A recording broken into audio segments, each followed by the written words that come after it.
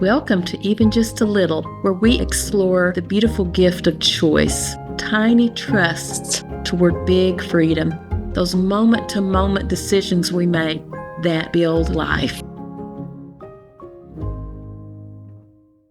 Today, I am pretty excited because I get to spend some time with one of my best buddies, Dr. Gladys Childs. She's a former religion professor, boy mom to a precious son about to be a senior in high school, pastor's wife. She has written a logic textbook, so that'll tell you the brains this girl has. So I'm gonna get right to her.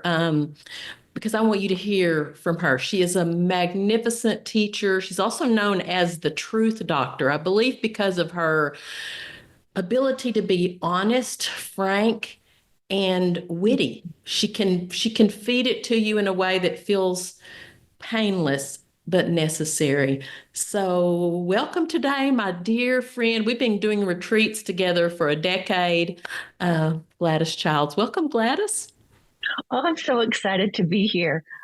I've done a lot of podcasts, but I've never gotten to do one with my best friend. So this is great. Oh, this is really fun. We work closely and we are opposites. We are opposites. So Gladys does a lot of teaching and I tend to bring in the creativity and a little art, but she brings wonderful truth to messy. So I would just like to know a little bit, our listeners to know a little bit about you, Gladys. How did you land as the Truth Doctor? Where did this start many years ago? Tell us about Gladys as a young person and maybe some choices that led you in this direction. Mm-hmm. Well, growing up, I grew up in a very difficult household. My mom was an alcoholic and she was a mean drunk. She's just really ugly. And then the counter to that was my dad, who was just a super hard worker and who was always adamant that you tell the truth no matter what situation you're in. So growing up, it was just a weird dynamic of managing mom or trying to survive mom and what she was doing. And then my dad expecting truth, but when he asked you questions, he expected an answer and the correct answer right at that moment. So there was just a lot of pressure growing up and turmoil.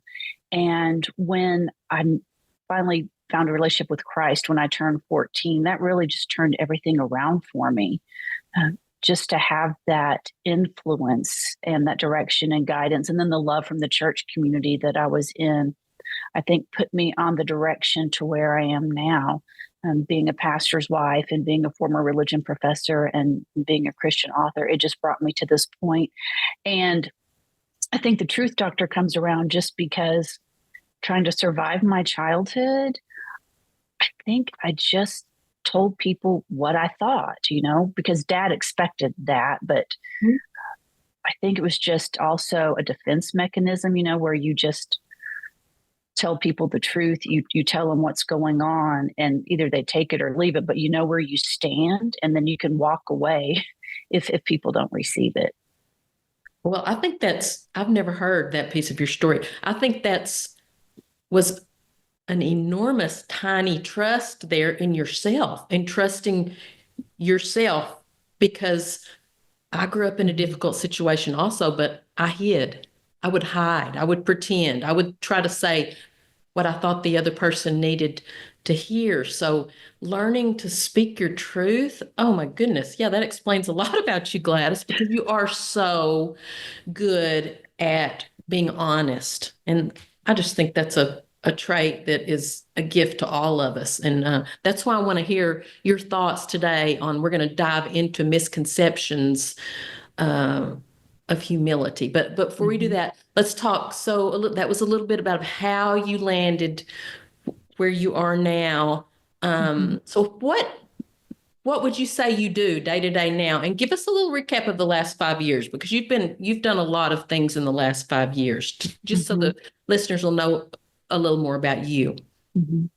Well, I spent several decades as a religion professor and working at a university, and I kind of bounced between jobs. between being a professor and being the chaplain, or being both at the same time.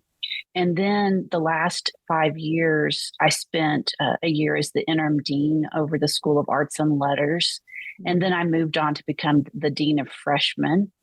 And so I spent 5 years in a dean's role, which is a totally different world of politics and backstabbing and a lot of ugliness, because working with the students is just joyful. Because most students are so much fun, and it's just a delight to be with them. But being an administrator was honestly just a beat down. And it ended up to where I was going to leave the university, and I'd planned on leaving, and I'd set my retirement date. And then out of the blue, the president at the time said, "Hey, what if we can work things out where you can be full-time chaplain? Would you be interested in that?" And I thought, well, I'm going to he didn't know this, but in my head, I was thinking, I'm going to turn my retirement stuff in the next couple of weeks anyway. I don't think he's going to get it worked out, but if he does, I'll just deal with it then. If not, I'll just turn my retirement paperwork in. But the president worked it out. So I became the full-time chaplain. So I spent my last year and a half just ministering to the students, which honestly was a healing balm for me after the difficult years of being a dean. And it was just as joy-filled just to be there and in the everyday life of the students. Oh, getting to be around young. It is balm, isn't it? Do you think those really challenging years, though, continue to form you into the truth doctor that you've become? Did that require another level of speaking your truth just to survive? It did. And I had to make the choice. Was I going to tell the truth to employees? Because if you tell them what's really going on, can you trust them with the truth, and what are they going to do with it? And not that I would have lied to them, I just wouldn't have shared things. But I finally came down to the point where, no, I'm going to tell the truth. I'm going to be completely open and honest. I'm not going to hide anything. But I'm going to tell the truth in such a way that if you choose to use it for evil, that it's going to come back on your own head. Yeah. And so I saw that play out, because people would take the truth and then run with it, and then they were trying to use it for evil, so it would come back on them. But I just decided just to stand up and be who I am. And I know at the end of that journey, when I walked away, because the university wanted me to stay on as the interim for another year, I was like, no, I'm not going to. And there was a lot of issues and problems going on. But finally I realized, no, this isn't who I'm supposed to be. And it's not who God wants me to be. And so I just need to step out of that. Yeah. Well, and now where you landed, what you're doing now, tell us a little bit about your day to day, and we'll definitely at the end of the podcast, I want to talk about your projects that you want everybody to know about. But how do you spend a day now? What you're doing. What are you doing, Gladys Childs? Well, I retired last February from my job. So now I'm a full-time author. So, and I write articles for magazines and things of that nature, and travel and speak. So my typical day is I usually wake up to fix my son's lunch for school. That's just reality. And some days I'm like, oh, why didn't I make his lunch last night? I'm so tired. But I get up and I make his lunch, and then I start my day off with a devotional. And then I move on to social media, because as an author, you have to promote yourself on social media. But then I spend my day with various writing tasks. Like sometimes it might be I have an article due, or I have stuff due to my publisher for my book. But I spend most of my time with that. And then I've carved out time to where I'm focusing on my health, working out and trying to get back in shape. Because I've had just some health issues over the last few years. So I'm trying to get those worked out. Wonderful. Healthy self-love. That's such a piece of this. And I think that's a choice that you either choose it, and I know I've had similar, all of us do, times when we're not fully as strong and physically healthy as we can be. And if I don't, then I'm down a lot longer. If I don't make Mm-hmm. those seemingly ordinary choices, but if you don't take that route, then things can really unravel. And I've also done that a few times. So, but okay, so we know a little bit about Gladys now. We I have learned so much from Gladys, but she's a fabulous teacher. But I think the most crucial piece of teaching that she shared with me is understanding humility. And I think sometimes we can get that confused with modesty. But I would just really love to. Our culture just celebrates visibility, achievement, and self promotion. Um, so, how do we weave that in with the misconceptions of humility? The Mm-hmm. world's telling us put ourselves out there, be all you can be, um, but then we're taught what we believe humility is, and what I would like for you to tackle is explaining to us a healthy, loving, divine filled explanation of humility. Mm-hmm. Okay. Just a small task, huh? Really, Just a because small I don't think this message is task. told. Yeah, I don't think it isn't. we're told to be, the word doormat doesn't come with the teaching, but it's almost implied a little bit, and I, even yeah. if it's not real, just Mm-hmm. act like it. So good luck, Yeah. Gladys. Well, I think that in our society, it really celebrates visibility and achievement and self promotion, and that um, we have to be loud, we have to be seen, we have to be heard, and if you're doing social media, you have to have this large platform with hundreds of thousands or millions of followers. Um, and if a lot of people don't see what we're doing, that we're not making a difference. And I think a lot of people confuse um, humility with modesty and hiding.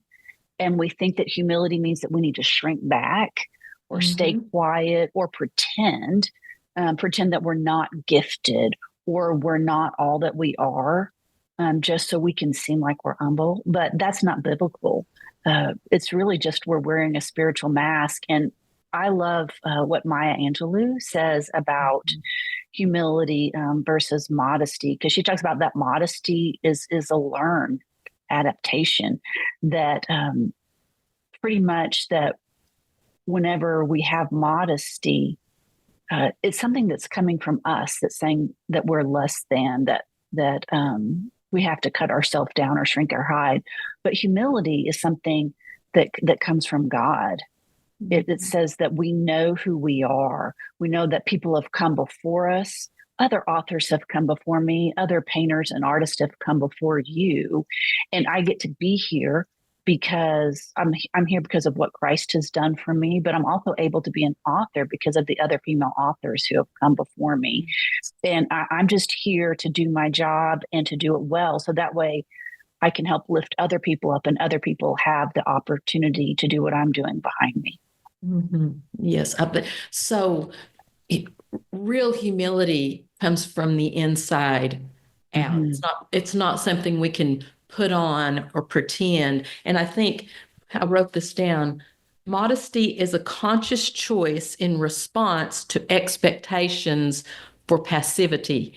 Mm-hmm. And I think that expectation that we're not supposed to own who we are, is that what you're saying to some extent?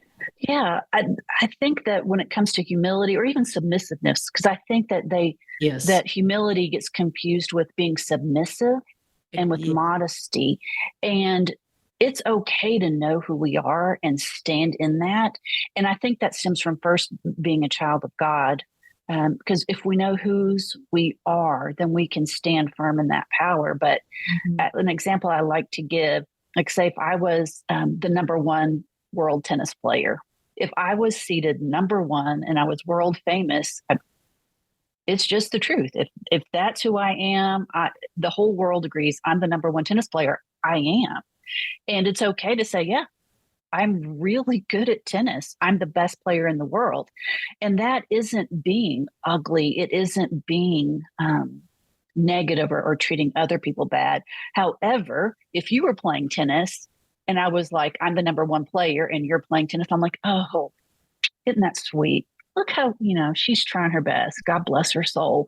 But I'm cutting her down so I can feel better about myself. Then I think that's what the problem is.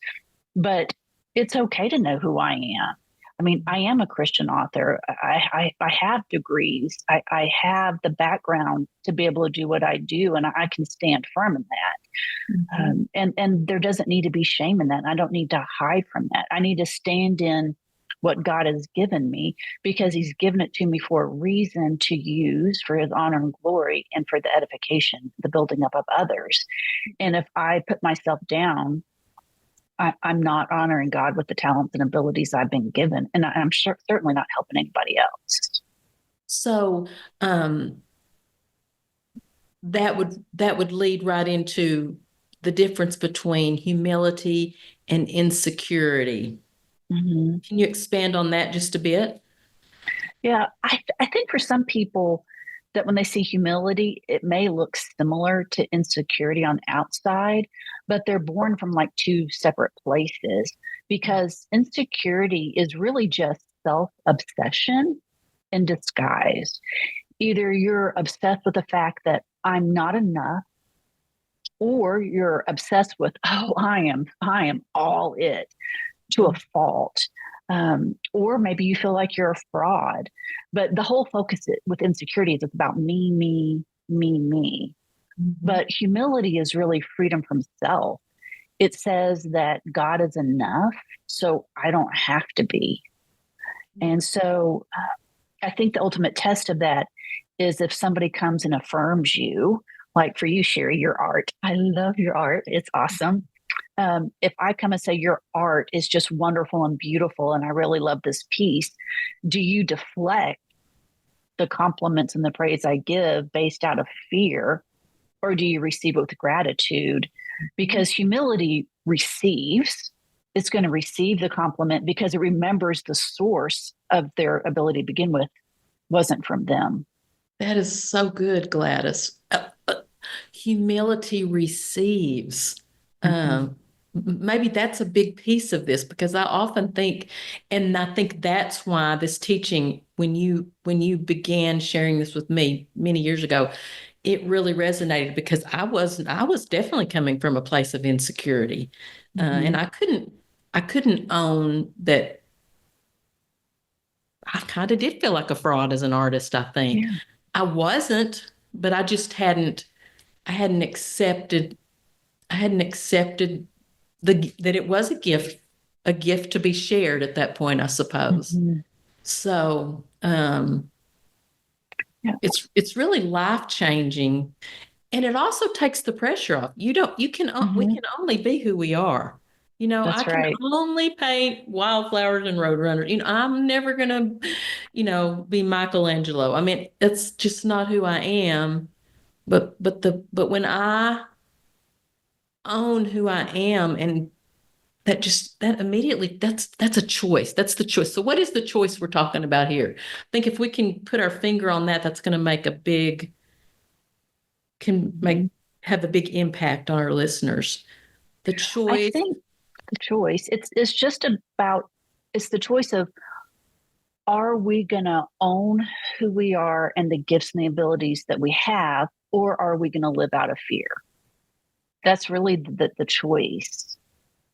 Either we're going to live in who we are, or we're going to live into our fear, our insecurities, our anxieties. And I don't know about you, but I mean, junior high, those 3 years was enough for me. And I'm sick and tired of living in insecurity, Oh. because really that's what I think about junior high, middle school now. That's really what it's all about, insecurity. Well, she looks like this, or he has this, or, I'm not this. And it's all this insecurity because everything's in turmoil. But I when think we're old enough, we I know think better. that We would can be choose. good. It would be good if it were just junior high, but I think Yeah. So, I mean, especially with social media and Hmm. just carries on and on and on. It's just you can get stuck in that cycle. So if someone is stuck right there, stuck in that cycle of insecurity, not enoughness, Hmm. um, what would you recommend? How would you recommend they break free from that and um, just begin to know that they are, and that's what my work's all about. I want everyone to know they're here for a reason. They are loved, and that's pretty much Hmm. it for me. And then come magnificent teachers like you. What would you offer someone who is stuck right there, Gladys? I would tell them that to own who you are, just be honest. What are your strengths and what are your weaknesses? And then you can decide once you know who you are and what you're really good at, you like lean into what you're good at and share. Now, if there are weaknesses and there's some that you want to improve on, go ahead. Um, I mean, I have no desire to improve on my math abilities. They can stay horrible forever. I'm okay with that weakness. Um, so I'm going to lean into other things, but it's okay to know who you are and aren't. But and when we know that, it's just freeing because I can't, like, I'm never going to paint like you, Sherry. And it's okay because I don't need to because you're doing it. You're doing it. I don't need to. So know who you are and who you aren't, but then realize you're never going to be too much and you're not invisible. It's both. You're never going to be too much and you're not going to be invisible. And we don't have to strive to matter. But on the other hand, we don't have to shrink back to be holy. Um, I think there's a pressure to prove. Uh, there's a pressure to prove ourselves, and we don't have to because God has already told us who we are. We're beloved children, and we each have a purpose. And so we just need to step into that and live that, um, because that's what God expects of us. And God has never asked for us to disappear. He doesn't want us to shrink back and be less than He created us to be. Um, and whatever it is, it doesn't matter. Because for some people, it might be art, being an artist. For some, it's being an author. For some people, it's being an accountant. Because some people love math, but that's who, and it brings them joy to help people and help them with their finances because so many people can't do that. Or maybe it's being a mom and just raising your babies and loving on them and staying at home. And it everybody has a gift, and no gift is too big and no gift is too small. They're all the same. But I think we as humans, we label them and we say, well, he does this or she does that. So gosh, they're better than I am. Yeah. When we're not, we're just different. Um, I like the point of just accepting that we're beloved because it Mm-hmm. seems like that's the starting point.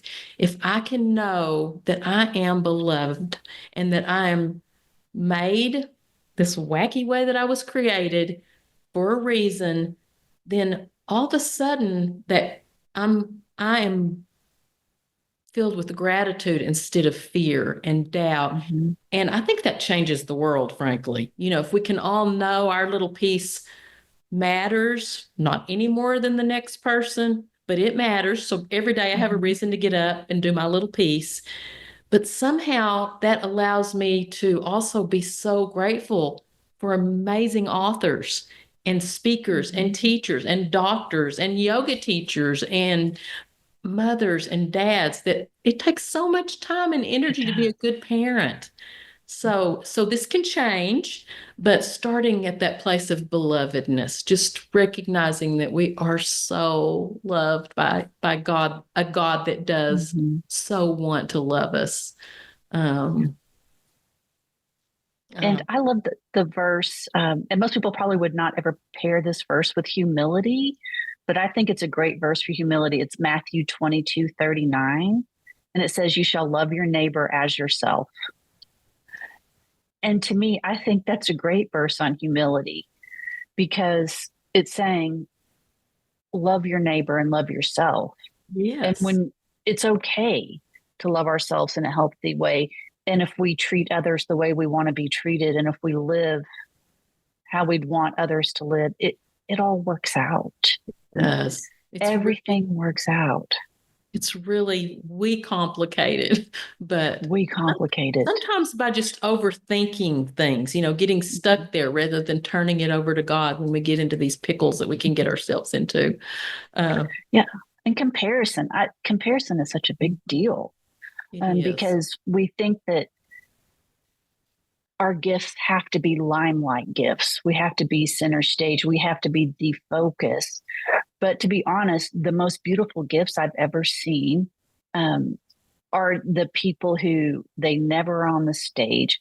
They're never in front of a spotlight, but they're always quietly serving and doing, like they have a servant, a heart of servanthood, where they're always giving, and they're really good for when people are struggling or being there and doing mission work. And all gifts are different, but everybody needs to do their thing, and it all works out. Their little piece. Yes. Their little piece. Mm-hmm. Well, I loved it. Thank you. Thank you. This is helpful to me just to hear you share this. I like to close each episode with a tiny trust that may have seemed like an ordinary choice in your life, and it may be a choice that you continue to choose now, day to day, but something that really you feel has impacted your life. Does anything come to mind? So a tiny trust, something that just a choice that you make it continually, or something a choice you made that really impacted the course of your life and may continue to do that. Mm-hmm. Well, this is probably going to sound strange, but I don't know if I've ever told you this story. You may not know it, but when I was in high school, my brother smoked. Everybody in my family, except for me and my sister, smoked. But my brother was a smoker in high school, and he kept putting his cigarette butts in the bathroom garbage can that we shared. And one day my mom just got livid over that. And so she dumped the trash on the bathroom floor. And then she told me to clean it up. But I'm not the one who smokes. It was my brother who was smoking. And I remember being the good little girl. I went and I picked up everything and got it all back in. And then it dawned on me, why did I do this? I'm not the one who smoked. I didn't do this. I shouldn't be the one cleaning it up. So I took it and I dumped it all back out on the floor, and I walked out and I left it. And my brother yelled at me. My mom yelled at me. My dad stayed out of it. He was just going to see what I was going to do. But I remember that. And that moment changed my life forever, because that was the first time I really stood up to them and said, I'm not going to accept your labels just because you say I'm at fault. I'm the one that's in the wrong, when I obviously wasn't, because I didn't even smoke. But dumping that trash out and walking back out and not picking it up, I stood up for myself and who I am. And that one decision has forever changed my life. And I still think back on it when sometimes I might get afraid to step out or try something new. I'm like, honey, you survived your childhood. What you're going through now is nothing. Just own it and go. And so that's the biggest choice I made. Mm-hmm. Courage. Wow. I love that, Gladys. So once again, you were truthful. You were truthful, and you're beautiful. It's continued, and I'm so grateful. So grateful our paths crossed and continue to cross. In fact, we have a retreat Saturday that we're working together. So we'll pull that together in the next few minutes and be ready by Saturday. So, well, thank you so much for joining us. I know our listeners will be extremely blessed. And tell us about your latest writing project, where we can find your books. Give us some good stuff to look forward to. So I have, besides the logic textbook, which I know none of you want unless you want to fall asleep really fast. I published a book, Busting Barriers. Overcoming Emptiness and Unleash Fruitful Living, and you can find that on Amazon.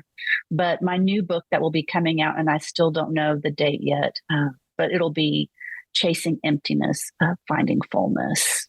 So Wonderful. that will be out sooner rather than later, but eventually they can just find me on my website, GladysChilds.com.